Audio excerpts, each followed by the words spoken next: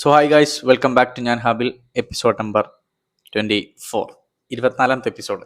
Okay, അപ്പോൾ ഈ ഒരു എപ്പിസോഡിൽ എനിക്ക് ഫസ്റ്റ് പറയാനുള്ളത് എന്താണെന്ന് വെച്ച് കഴിഞ്ഞാൽ, ഈ വീക്കിൽ ഞാൻ ചെയ്യുമെന്ന് പറഞ്ഞിരുന്നല്ലോ, അതായത് നമ്മളെ കോമൻറ്റുകളൊക്കെ വെച്ചിട്ട് ചെയ്യുമെന്ന് പറഞ്ഞപ്പോൾ ഞാൻ ഇന്ന് അതിന് വേണ്ടി ട്രൈ ചെയ്ത്. അതായത് ഞാൻ എന്താ ചെയ്തത് വെച്ച് കഴിഞ്ഞാൽ, ലൈക്ക് സ്റ്റാർട്ടിങ് മുതൽ, അതായത് നമ്മൾ റീസ്റ്റാർട്ട് ചെയ്ത മുതൽ വീഡിയോസിൻ്റെ കോമൻറ്റ് സെക്ഷൻ ഞാൻ വായിക്കാൻ തുടങ്ങി. ഞാൻ നോക്കിയപ്പോഴാണ് എനിക്ക് മനസ്സിലായത്, ഈ ആ കോമന്റ് സെക്ഷൻ മാത്രം വെച്ചിട്ട് നമുക്കൊരു സിംഗിൾ വീഡിയോ ചെയ്യൽ പോസിബിൾ അല്ല. കാരണം അത്രയും കോമന്റ്സ് ഉണ്ട്. ഞാൻ വിചാരിച്ചത് ഓരോ വീഡിയോന്റെ കോമന്റ് ഞാൻ വായിക്കുമ്പോൾ എനിക്ക് അറിയില്ല ഇത് ടോട്ടൽ കൗണ്ട് കൂട്ടിയാൽ ഇത്രയും വരുന്നത്. എടാ സീരിയസ്ലി ഞാനിത് വായിച്ചു നോക്കിയപ്പോഴല്ലേ ഇത് എത്ര കിടക്കണത്. അത് ഞാനിങ്ങനെ പടച്ചോനെ ഇത്രയും കോമന്റ്, മാഷാ അല്ലാ. അപ്പൊ ഇത്രയും ആളുകൾ ഇതിന് എഫേർട്ട് എടുത്ത് ഇതിങ്ങനെ ചിന്തിച്ചു കൂട്ടി. പിന്നെ ഒരേ പേരിൽ കുറേ കോമന്റ് ഉണ്ട്, കുറേ കോഡ്സും റൈറ്റിങ്സ് ഒക്കെ ഉണ്ട്. ഞാൻ വിചാരിച്ച് ലൈക്ക് എല്ലാ ആളുകളിലും ഓരോന്നെടുത്താൽ പോലും അത് കുറേ ഉണ്ടാവും. ഞാൻ വിചാരിച്ചു അങ്ങനെ എടുക്കുന്നത് മോശമില്ല, കാരണം എല്ലാവരും എഫേർട്ട് എടുത്ത് ഒരുപാട് ആലോചിച്ചിട്ടൊക്കെ പോസ്റ്റ് ചെയ്യുന്നതല്ല. അപ്പം നമ്മളെല്ലാം വീഡിയോയിൽ ഉൾപ്പെടുത്തണം. അതുകൊണ്ട് ഞാനൊരു കാര്യം ഉറപ്പിച്ചു, നമുക്ക് സിംഗിൾ വീഡിയോ ആയിട്ട് ചെയ്യാൻ പറ്റുമെന്ന് എനിക്ക് തോന്നുന്നില്ല. സോ നമുക്കത് പാർട്ട് 1, പാർട്ട് 2, പാർട്ട് 3, അതായത് കോമൻസ്, കോഡ്സ് ആൻഡ് റൈറ്റ്സ് എന്നുള്ള പേരിൽ നമുക്ക് എന്ത് ചെയ്യാം, പാർട്ട് 1, പാർട്ട് 2, പാർട്ട് 3 എന്ന് അങ്ങനെ തന്നെ നമുക്ക് ഇറക്കാം. സോ ഞാൻ എന്തായാലും ഈ വീക്ക് ചെയ്യും. ഞാൻ ഇന്ന് ചെയ്യണമെന്ന് വിചാരിച്ചിരുന്നു, പക്ഷെ ഇന്ന് ഞാൻ അത് നോക്കിയ സമയം മുതൽ ഈ ഒരു ഗ്യാപ്പിൻ്റെ ഇടയിൽ എനിക്കത് സോർട്ട് ചെയ്തിട്ട് ലൈക്ക് ഒരു കംപ്ലീറ്റ് ആയിട്ട് സെറ്റ് ചെയ്തൊരു വീഡിയോ ആക്കാനുള്ള ടൈം എനിക്ക് ഇല്ലാത്തതുകൊണ്ടാണ് ഞാൻ ഇന്ന് ടൈമിൽ ഇരിക്കാഞ്ഞത്. ഡെഫിനറ്റ്ലി ഞാൻ എന്തായാലും ഈ വീക്കിലിരിക്കും. സോ നമുക്ക് എത്രയും പെട്ടെന്ന് അതിൻ്റെ വീഡിയോ ചെയ്യണം. കാരണം ചിലതൊക്കെടാ സച്ച് എ ബ്യൂട്ടിഫുൾ വൺ. ഞാൻ സീരിയസ്ലി പറയട്ടെ, അത്രയും അടിപൊളിയായിട്ട് ചില ആളുകളൊക്കെ എഴുതിയിട്ടുണ്ട്. അപ്പോൾ അതൊക്കെ നമുക്ക് എന്തായാലും വീഡിയോയിൽ പറഞ്ഞേ പറ്റും. അപ്പോൾ നമുക്ക് ഇന്നത്തെ 24ാമത്തെ എപ്പിസോഡത്തെ എന്താ പറയുക, കോഡ്സും റൈറ്റിങ്സും എന്തൊക്കെ നോക്കാം. Okay, first one, infinite blissful എന്ന് പറയുന്നൊരു പേജ് പോസ്റ്റ് ചെയ്താ. Sometimes you just have to accept the situation and say it's okay, it happens, it's life. ശരിയാടാ, ലൈഫിൽ ചില സാഹചര്യങ്ങളിൽ നമ്മളോട് തന്നെ പറഞ്ഞ് മനസ്സിലാക്കേണ്ട ഒരു കാര്യമുണ്ട്. അതായത് നമുക്ക് ചുറ്റുള്ള ആരും ചിലപ്പോൾ നമ്മളോട് പറയണമെന്നില്ല. അതുപോലെ തന്നെ നമുക്ക് ചുറ്റും ചിലപ്പോൾ ആരും ഉണ്ടാവില്ലടാ അത് പറയാനേ, പക്ഷെ നമ്മളോട് തന്നെ പറയണം, it's okay, it happens, it's life. സാരമില്ലടോ, അതുണ്ടാവും, അതാണ് ജീവിതം. അത് നമ്മളോട് തന്നെ പറഞ്ഞ് പഠിക്കണടാ.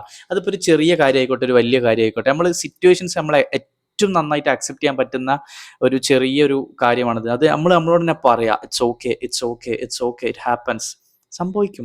സംഭവിച്ചത് നന്നായി, അതാണ് ജീവിതം. ഇത് നമ്മളോട് തന്നെ പറഞ്ഞ് പ്രാക്ടീസ് ചെയ്ത് ലൈക്ക് എന്താ പറയുക, നമ്മളോട് തന്നെ കൺട്രോൾ ചെയ്യാൻ പറ്റും. അതായത് മറ്റൊരാൾ വന്ന് നമ്മളെ ആശ്വസിപ്പിക്കുന്നതിന് പകരം നമുക്ക് നമ്മളെ തന്നെ സ്വയം ആശ്വസിപ്പിക്കാൻ കിട്ടുന്ന, അല്ലെങ്കിൽ ആശ്വസിപ്പിക്കാൻ പറ്റുന്ന കുറച്ച് വേർഡ്സ് ഉണ്ട്. ആക്ച്വലി അതിൽ വരുന്ന ഒരു കാര്യമാണത്. എന്തെങ്കിലും സംഭവിച്ചു കഴിഞ്ഞാൽ നമ്മളോട് പറയാം, it's okay, it happens, it's life. ഇത് നിങ്ങൾ നോട്ട് ചെയ്ത് വെച്ചോളിട്ടോ. അതായത് നിങ്ങൾക്കിപ്പോൾ ഫോണിൽ നോട്ട് ചെയ്യണമെങ്കിൽ അങ്ങനെ നോട്ട്, അല്ലെങ്കിൽ മെമ്മറിയിൽ നമ്മളൊരു കാര്യം നോട്ട് ചെയ്ത് കഴിഞ്ഞാൽ നമ്മൾ വിചാരിക്കും, ഇപ്പം നമ്മൾ ഓക്കെ ഇന്ന് ഓർത്ത് വെക്കാതെ ഒരിക്കലും മറക്കില്ല എന്ന് വിചാരിക്കും. അടുത്ത 10 മിനിറ്റിനുള്ളിൽ ചിലപ്പോൾ നമ്മളത് മറന്നു പോകും. അല്ലെങ്കിൽ നമുക്ക് അത്രയും ടച്ച് ചെയ്യുന്നൊരു കാര്യമാവണം, അതല്ലെങ്കിൽ നമ്മൾ മറന്നു പോകും. അല്ലെങ്കിൽ പിന്നെ അതായത് ചില സമയത്ത് നമ്മൾ ചില പാട്ട് കേൾക്കുമ്പോൾ നമ്മൾ വിചാരിക്കും അത് എനിക്ക് കാലാകാലം ഓർമ്മ ഉണ്ടാവുന്നത്. ഒരു 10-15 മിനിറ്റ് കഴിഞ്ഞാൽ പിന്നെ നമുക്ക് ജന്മത് ഓർമ്മ വരില്ല.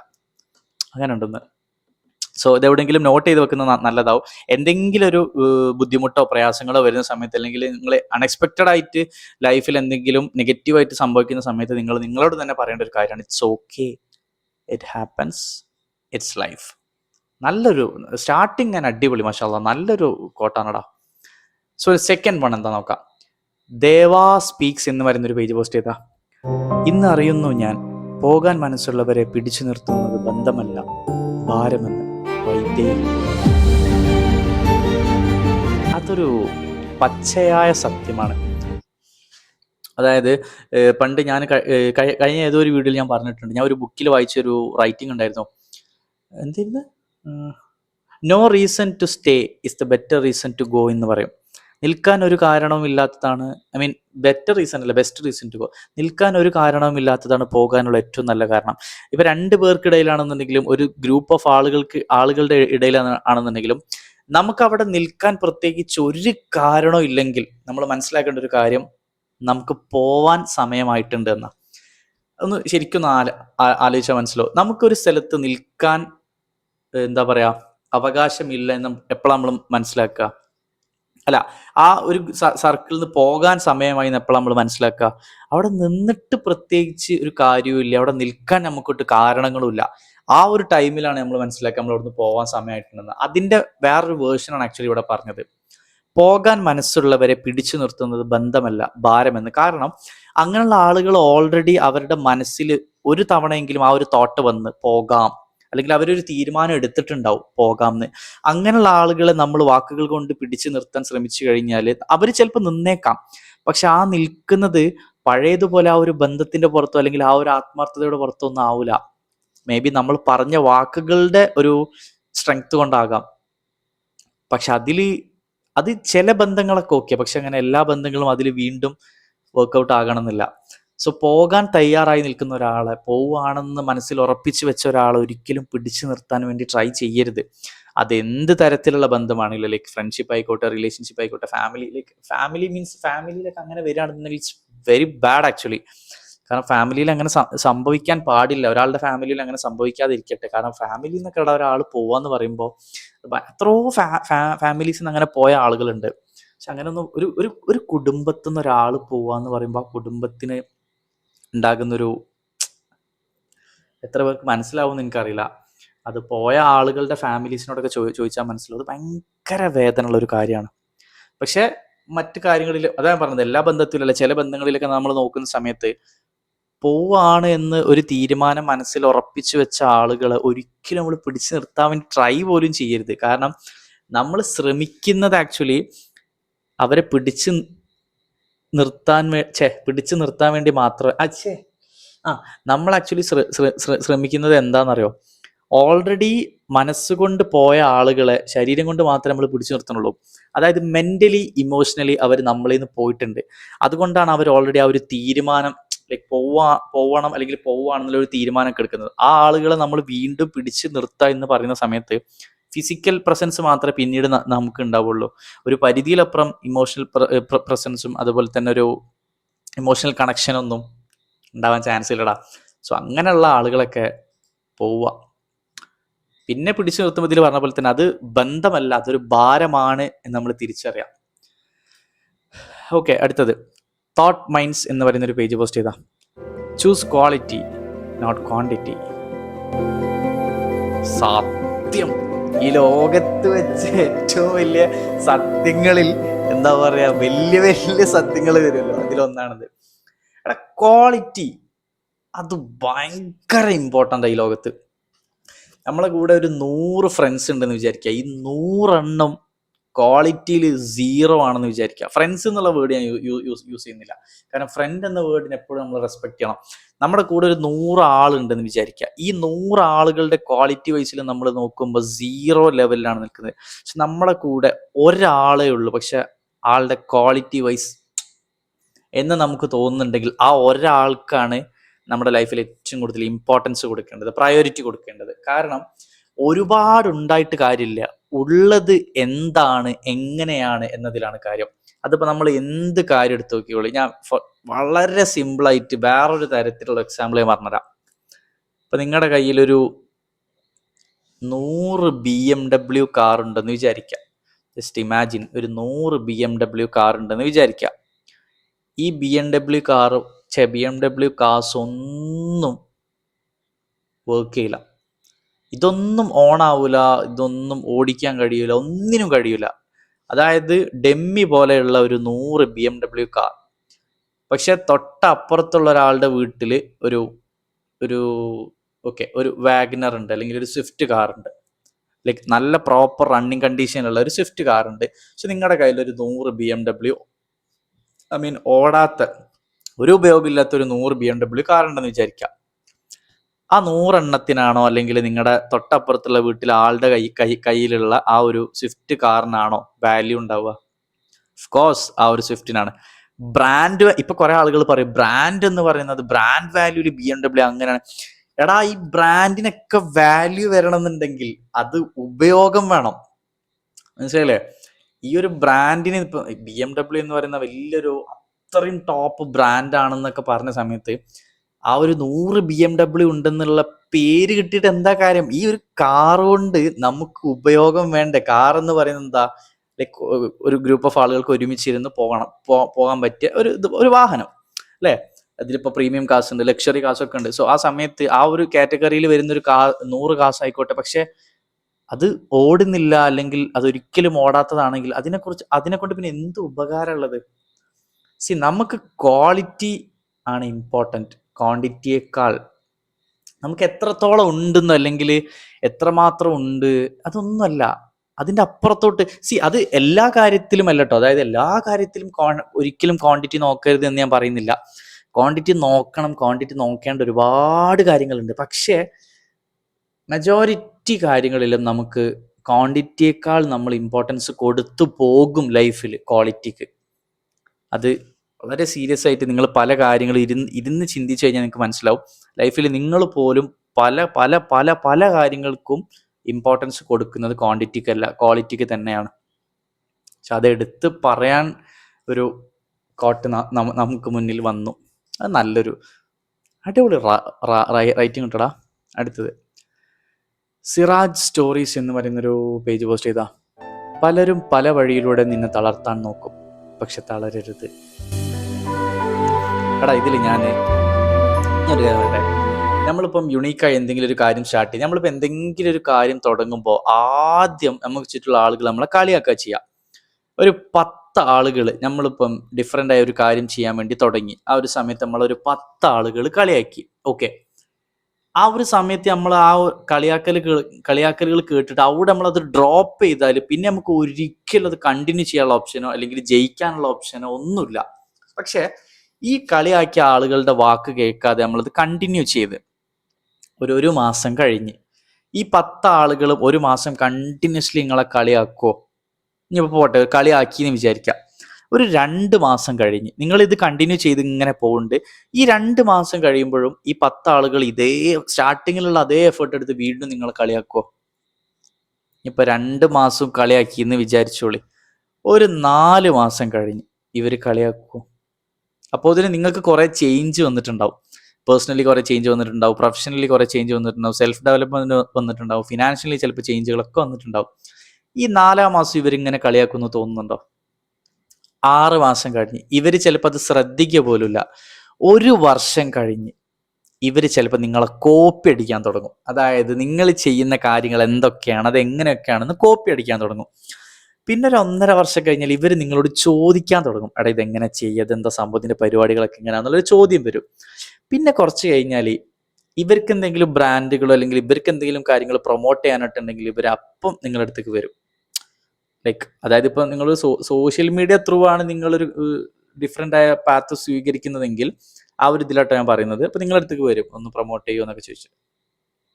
അവിടെ ഡ്രോപ്പ് ചെയ്യുന്ന ആളുകൾക്ക് ഒരിക്കലും എന്താ പറയുക ലൈഫിൽ കാര്യങ്ങൾ ചേഞ്ച് ചെയ്യാനോ അതല്ലെങ്കിൽ ഒരു ഗ്രോത്ത് കിട്ടാനോ ചാൻസ് ഇല്ല. അതായത് നമ്മൾ ഡ്രോപ്പ് ചെയ്ത് കഴിഞ്ഞാൽ പിന്നെ നമുക്ക് അതിൻ്റെ അപ്പുറത്തോട്ട് അവിടെ ഒന്നും സംഭവിക്കുന്നില്ല. പക്ഷെ നമ്മൾ കണ്ടിന്യൂ ചെയ്ത് പോവുകയാണെങ്കിൽ നമുക്ക് ചാൻസ് എങ്കിലും ഉണ്ട്. ഞാൻ ആക്ച്വലി ഒരു വീഡിയോ ചെയ്തിട്ടുണ്ട്. ട്രൈ ചെയ്യുന്ന ആളുകൾക്ക് വെറും 50% ചാൻസും ട്രൈ ചെയ്യാത്ത ആളുകൾക്ക് 100% ചാൻസ് ഉള്ള ഒരു കാര്യമുണ്ട്, ജയം. അവിടെ ട്രൈ ചെയ്യാത്ത ആളുകൾക്ക് ഉറപ്പാണ് ഒരു ജയിക്കൂല, ഒരു തോൽക്കൂല്ല എന്നല്ല, പക്ഷെ ഒരു ജയിക്കൂല. കാരണം ജയിക്കാൻ വേണ്ടി അവരൊന്നും ശ്രമിക്കുന്നില്ല. പക്ഷെ ട്രൈ ചെയ്യാത്ത ആളുകൾക്ക് ഉറപ്പാണ് ട്രൈ ചെയ്യാത്ത ആളുകൾക്ക് ഉറപ്പാണ് അവർ ജയിക്കില്ല എന്നുള്ളത്. കാരണം അവരൊന്നും ചെയ്യുന്നില്ലല്ലോ. പക്ഷെ ട്രൈ ചെയ്യുന്ന ആളുകൾക്കിട 50% ചാൻസ് ഉണ്ട് ജയിക്കാൻ. ട്രൈ ചെയ്യാത്ത ആളുകൾ ഒരിക്കലും ജയിക്കില്ല, അവർ തോൽക്കില്ല എന്നല്ല, പക്ഷെ അവർ ജയിക്കില്ല. പക്ഷെ ട്രൈ ചെയ്യുന്ന ആളുകൾക്ക് തോൽക്കാനും 50% ചാൻസ് ഉണ്ട്, ജയിക്കാനും ഉണ്ടടാ 50%. അത് ഈ ബാക്കിയുള്ള ഓരോ വാക്ക് കേട്ടിട്ട് നമ്മളിങ്ങനെ നമ്മളെ കാര്യങ്ങൾ ചെയ്യാണ്ടിരിക്കൊന്നും വേണ്ട.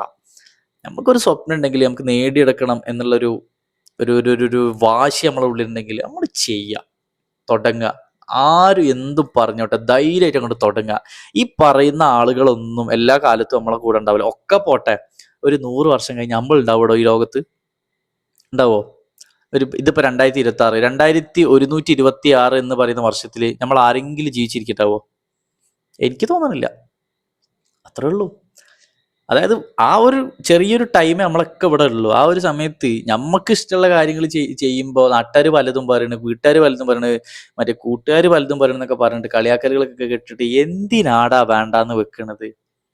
ഓർക്കൊരു ലൈഫേ ഉള്ളൂ, നമുക്കും ഒരു ലൈഫേ ഉള്ളൂ. ഈ കളിയാക്കുന്ന ആൾക്കാരൊക്കെ ഒരു പരിധി കഴിഞ്ഞ് ഓരോ പണി നോക്കി ഒരു പോകും. അവനവനക്ക് അവനവന്റെ പണി നോക്കി പോകാന്നല്ലാണ്ട് ഈ കളിയാക്കലുകളൊന്നും കാലാകാലം ആരും ചെയ്യൂല. ഇപ്പൊ നിങ്ങൾ ഒരാളെ കളിയാക്കിയെന്ന് വിചാരിക്കുക, നിങ്ങൾ എത്ര കാലം ഓരോ കളിയാക്കും?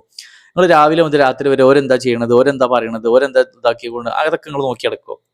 എടാ ഒക്കെ ഒരു പരിധിയിലപ്പുറം പോവില്ല. അതുകൊണ്ട് അങ്ങനത്തേലൊന്നും വല്ലാണ്ട് തല പുകയ്ക്കാൻ നിൽക്കരുത് കേട്ടോ. അടുത്തത് ജിന്നിന്റെ റൂഹ് ആൻഡ് 612 സ്റ്റോറീസ് എന്ന് പറയുന്ന ഒരു പേജ്, 2 പേജുകൾ തമ്മിൽ കൊളാബ് ചെയ്തിട്ട് പോസ്റ്റ് ചെയ്താട്ടോ. നിന്റെ റബ്ബ് നിന്നെ പരീക്ഷിക്കും തോറും നിനക്ക് തരാനുള്ള എന്തോ ഒന്ന് മനോഹരമാക്കി കൊണ്ടിരിക്കുന്നുണ്ടാവും. അല്ലാണ്ട് എന്താ പറയാ, ഈ ലോകത്ത് ഒരുപാട് പരീക്ഷണങ്ങളും ഒരുപാട് പ്രയാസങ്ങളും അനുഭവിക്കുന്ന മനുഷ്യന്മാരിൽ വരുന്ന ആളുകൾ തന്നെയല്ലേ നമ്മളൊക്കെ. അപ്പം നമ്മളൊക്കെ അത്രയും പ്രയാസം അനുഭവിക്കുമ്പോഴും ബുദ്ധിമുട്ട് അനുഭവിക്കുമ്പോഴും നമ്മളെ മനസ്സിൽ വിശ്വസിക്കേണ്ട ഒരു കാര്യമുണ്ട്, നല്ലതെന്തോ സംഭവിക്കാനുണ്ട്, പടച്ചോൻ നമുക്ക് വേണ്ടി എന്തോ നല്ലത് എന്താ പറയുക ഉണ്ടാക്കിക്കൊണ്ടിരിക്കുകയാണ്. ആ ഒരു വിശ്വാസം നമ്മളെ ഉള്ളിൽ വരണം. ആ ഒരു വിശ്വാസത്തിൽ നമ്മൾ അടിയുറച്ച് എന്താ പറയുക, ആ ഒരു പ്രതീക്ഷയിൽ നമ്മൾ അടിയുറച്ച് വിശ്വസിച്ച് കഴിഞ്ഞാൽ നമുക്ക് ചിലപ്പോൾ എന്തെങ്കിലും ഒരു നല്ല കാര്യം ലൈഫിൽ സംഭവിക്കടാ. Believe in God, believe in our self. അടുത്തത് നൊസ്റ്റാൾജിയ അല്ലേ എന്ന് പറയുന്ന ഒരു പേജ് പോസ്റ്റ് ചെയ്താ. ഒരാൾ ഒരു പ്രവാസിയോട് ചോദിച്ചു, എന്താണ് പ്രവാസം? അവൻ ചിരിച്ചുകൊണ്ട് പറഞ്ഞു, സ്വന്തം വീടിന്റെ ഉമ്മറത്തിരുന്ന് ഒരു കട്ടൻ ചായ കുടിക്കാൻ വേണ്ടി വർഷങ്ങളോളം അന്യനാട്ടിലെ ചൂടിൽ ഉരുകിത്തിരുന്ന ഒന്നാണ് പ്രവാസം.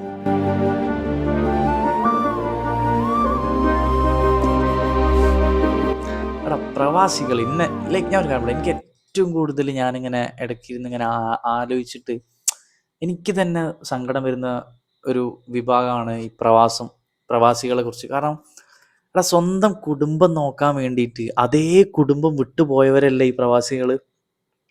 ഒന്ന് ആലോചിച്ച് നോക്കുക, ഒരു വീട്ടിൽ ഒരു ഫാമിലിനെ നോക്കാൻ വേണ്ടി ആ ഫാമിലിനെ തന്നെ വിട്ടു പോവുകയാണ് അവർ വേറൊരു നാട്ടിലേക്ക്. പരിചയമില്ലാത്തൊരു നാട്, പരിചയമില്ലാത്ത ആളുകൾ, പരിചയമില്ലാത്ത ഭാഷ, പരിചയമില്ലാത്ത ജോലി പോലും ആവും.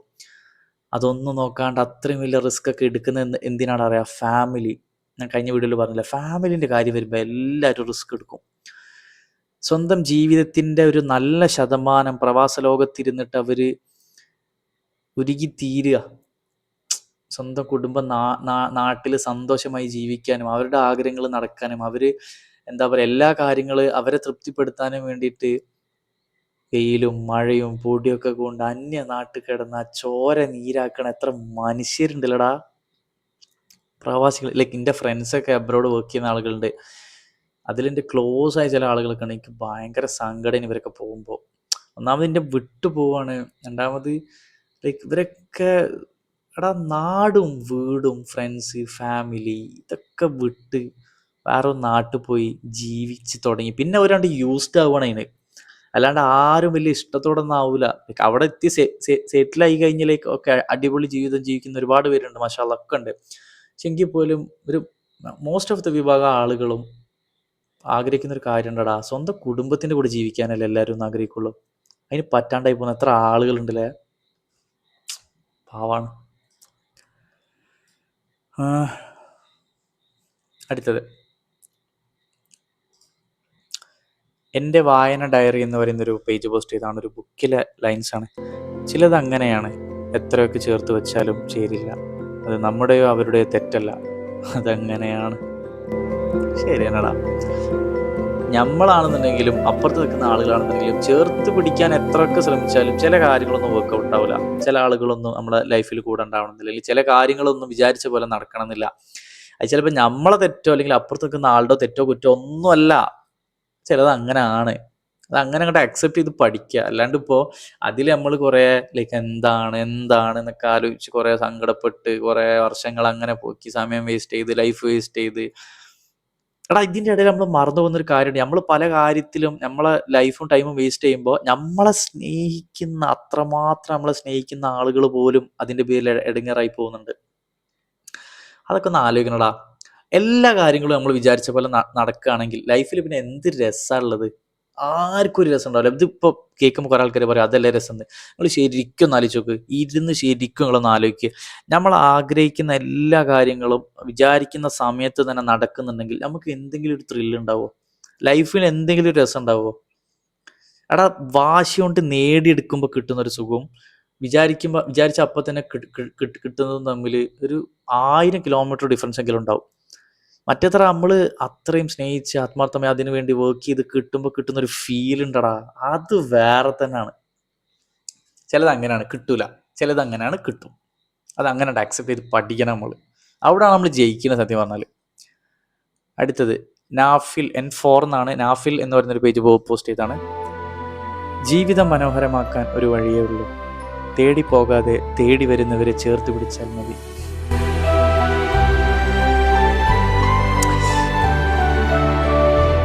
സംഭവം അടിപൊളി റൈറ്റിംഗ് ആണ്. പക്ഷെ അതിൽ ഞാൻ ഒരു കാര്യം ചോട്ടെ, ഈ തേടി പോകാതെ തേടി വരുന്നവരെ ചേർത്ത് പിടിച്ചാൽ മതി, ഇതെല്ലാവരും പറഞ്ഞുകൊണ്ടിരുന്നാൽ ആർക്കെങ്കിലും ജീവിതം മനോഹരമാവോ?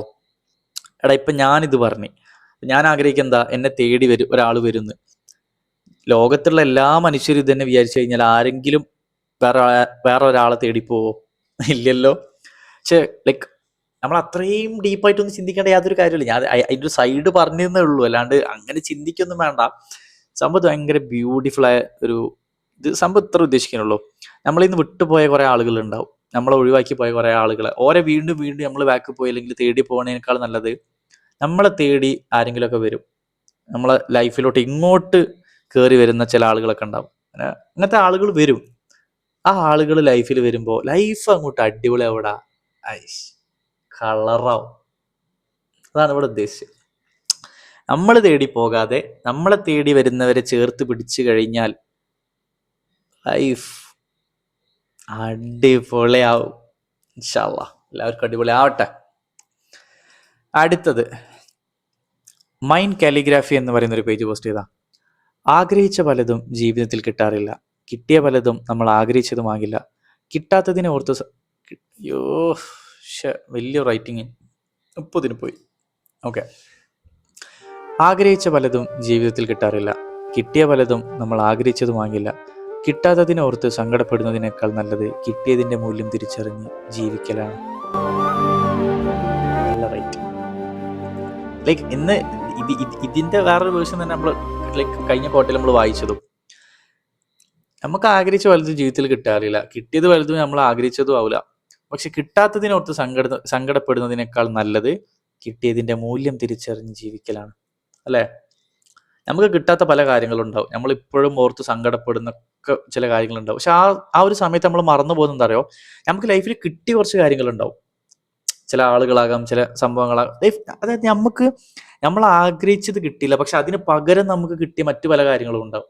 അത് നമ്മൾ കാണൂല, അതിന്റെ വാല്യൂ നമ്മൾ തിരിച്ചറിയാണ്ട് പോകും.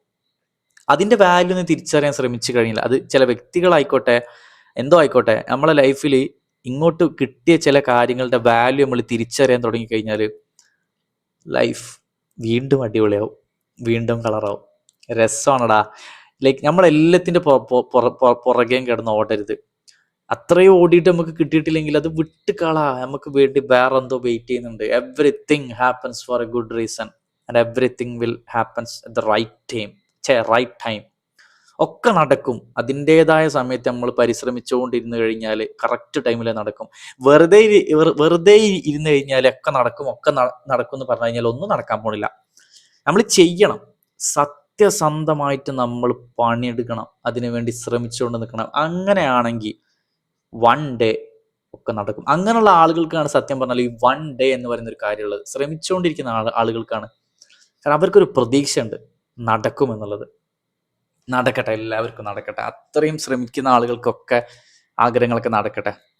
സോ ഗൈസ്, ഇതായിരുന്നു നമ്മുടെ episode number 24 last quote. Actually ഇന്നത്തെ വീഡിയോക്ക് എന്തൊക്കെയോ ഒരു ഭംഗിയുണ്ട്. കാരണം റിയാലിറ്റികൾ എന്ന് പറയുന്നത് എന്താ പറയാ, പീക്ക് പോയിന്റിൽ തട്ടുന്ന റിയാലിറ്റികൾ, അതുപോലെ തന്നെ ലൈഫിന്റെ ഒരു മേജർ വിഭാഗം കാര്യങ്ങളും വളരെ ചുരുങ്ങിയ ലൈൻസിലൂടെ നമുക്ക് കാണിച്ചു തരുന്ന സച്ച് എ ബ്യൂട്ടിഫുൾ റൈറ്റിങ്സും കോട്ട്സും ആണ് എപ്പിസോഡ് 24 നമ്മൾ വായിച്ചിട്ടുള്ളത്. അതുകൊണ്ട് തന്നെ എപ്പിസോഡ് 24 ഇതിപ്പോൾ നമ്മൾ ചില വീഡിയോസിലൊക്കെ പറയുന്നുണ്ട് ആ എപ്പിസോഡ് അടിപൊളി, ഈ എപ്പിസോഡ് അടിപൊളി. പക്ഷെ അതിനൊക്കെ നമ്മൾ വളരെ ജെന്യൂൻ ആയിട്ടാണ് പേഴ്സണലി ഞാൻ പറയുന്നത്. കാരണം നമ്മൾ ഓരോ തവണ ഓരോ കോഡ്സ് വായിക്കുമ്പോഴും കഴിഞ്ഞ കോഡ്സിലൊക്കെ നമുക്ക് മനസ്സിലാവില്ല എന്തൊക്കെ ഡിഫറൻസ് ഉണ്ടെന്ന്. സോ അങ്ങനെ വായിച്ചതിൽ എനിക്ക് ഇന്നത്തെ ഈ വീഡിയോ ഭയങ്കര ഭയങ്കര അടിപൊളിയായിട്ട് തോന്നി. കാരണം റിയലായിട്ട് നടക്കുന്ന പല കാര്യങ്ങളും നല്ല വാക്കുകൾ കൊണ്ടിട്ട് ഇവർ എഴുതി വെച്ചിട്ടുണ്ട്. അതുകൊണ്ട് തന്നെ കണക്റ്റ് ആകും കുറേ ആളുകൾക്ക്. പിന്നെ ഒരു കോട്ട് അല്ലെങ്കിൽ ഒരു റൈറ്റിംഗ് ഒരാൾക്ക് ഏറ്റവും കൂടുതൽ കണക്റ്റ് ആവുക എപ്പോഴാന്ന് വെച്ച് കഴിഞ്ഞാൽ അത് ആ ഒരാളുടെ ലൈഫിൽ എപ്പോഴെങ്കിലും സംഭവിച്ചതോ അല്ലെങ്കിൽ സംഭവിച്ചു കൊണ്ടിരിക്കുന്നതോ ആകുമ്പോഴാണ് ഒരു കോട്ടിനും ഒരു റൈറ്റിങ്ങിനും ഭംഗി കൂടുന്നതും അവരത് ആക്സെപ്റ്റ് ചെയ്യുന്നതും. ശരിയല്ലേ? അപ്പോൾ ഗൈസ്, എപ്പിസോഡ് നമ്പർ 24 നമ്മൾ വൈൻഡ് അപ്പ് ചെയ്യാണ്. സോ എല്ലാ വീഡിയോസിന്റെ താഴെയും നിങ്ങൾ കോമന്റ് ചെയ്യുന്നത് പോലെ ഈ വീഡിയോക്ക് താഴെ നിങ്ങളുടെ ഇഷ്ടപ്പെട്ട കോട്ട് ഏതാണ്, റൈറ്റിംഗ് ഏതാണെന്ന് കോമന്റ്. നിങ്ങൾ കുറെ ആളുകൾ അത് കോമന്റ് ചെയ്യാൻ മറന്നു പോവാണ് തോന്നുന്നുണ്ട്. കാരണം ഇപ്പൊ എല്ലാവരും കോമന്റ് സെക്ഷനിൽ കോഡ്സ് എഴുതുന്ന തിരക്കാ, പുതിയ പുതിയ കോഡ്സും റൈറ്റിംഗ്സ് എഴുതുന്ന തിരക്കാം. പക്ഷെ അത് നല്ല കാര്യം തന്നെയാണ്. പക്ഷെ അതിൻ്റെ ഇടയിൽ നിങ്ങൾ എന്ത് ചെയ്യുക, നിങ്ങൾക്ക് ഇതിൽ ഇഷ്ടപ്പെട്ട കോട്ട് ഏതാണെന്ന് കൂടെ ഒന്ന് ആ ഒരു ഒന്നെങ്കിൽ പേജിന്റെ പേരോ അല്ലാന്നുണ്ടെങ്കിൽ ആ ഒരു ഞാൻ പറയുന്ന കോട്ടിന്റെ സമയമെങ്കിലും ജസ്റ്റ് ഒന്ന് മെൻഷൻ ചെയ്തിട്ടുണ്ടോ. കാരണം ഇത് എഴുതിയ ആളുകൾ അല്ലെങ്കിൽ ഈ ഒരു പോസ്റ്റ് അപ്ലോഡ് ചെയ്ത ആളുകൾക്ക് ഇത് കാണുന്നുണ്ടെങ്കിൽ അവർക്കത് ഭയങ്കര സപ്പോർട്ടീവ് ആവും. കാരണം നിങ്ങളിപ്പോൾ കോമന്റിൽ കോട്ട് എഴുതുന്നുണ്ടല്ലോ, ആ ഒരു കോട്ട് നാളെ ഒരാൾ ഇഷ്ടമാണെന്ന് പറയുമ്പോൾ നിങ്ങൾക്ക് എത്രത്തോളം സന്തോഷം ഉണ്ടാവും. ആ ഒരു സന്തോഷം ഇതിലേതെങ്കിലും ഒരു കോട്ട് നിങ്ങൾ ഇഷ്ടമാണെന്ന് പറഞ്ഞു കഴിഞ്ഞാൽ ഇത് എഴുതിയ ആൾക്കും കിട്ടൂലേ. സോ അങ്ങനെയും നിങ്ങളൊന്ന് സപ്പോർട്ട് ചെയ്ത് കൊടുക്ക്. എല്ലാവരും ഉയർന്നു വരട്ടെ, എല്ലാവരും കയറി വരട്ടെ അല്ലേ. Anyway, thank you for watching. So episode number 25 കാണാം. ബൈ.